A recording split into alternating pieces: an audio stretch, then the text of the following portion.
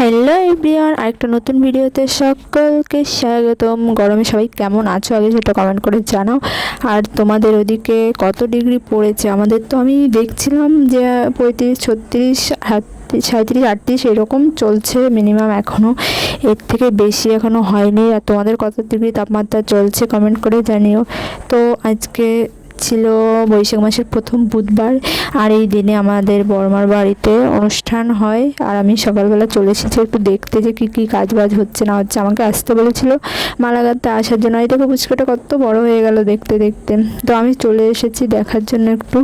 আর আমারও তো টাইম হয় না, নিজের কাজবাজ থাকে। আর এখানে ওই যে ওদের বাড়িতে কারা বেড়াতে এসেছে তারাই নলটলা গেঁথে দিচ্ছিল।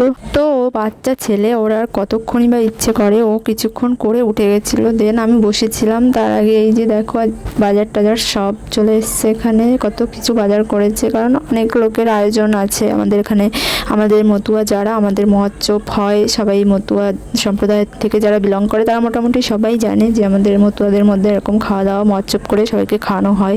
তো আমি বিকেলবেলা এসে বাড়ি এসে স্নান করে তারপরে একটুখানি শুয়েছিলাম। তারপর উঠে বাবা বাড়ি এলো।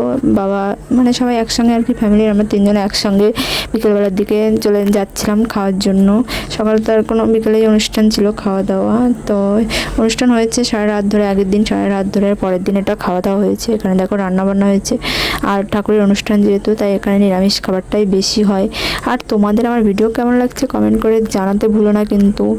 আর খেয়ে দিয়ে সন্ধ্যা হয়ে গেছিলো। আমি বাড়ি আসার সময় মা আমাকে একটু পায়েস দিয়ে দিচ্ছিলো যে অনেক পায়েস রয়েছে নিয়ে যা। সন্ধ্যার পর আমার যেহেতু পড়ানো থাকে তাই আমি চলে এসেছিলাম পায়েসটা নিয়ে। তো ভিডিও কেমন লাগলো কমেন্ট করে অবশ্যই জানিও। দেখাচ্ছি নেক্সট ভিডিওতে। এটা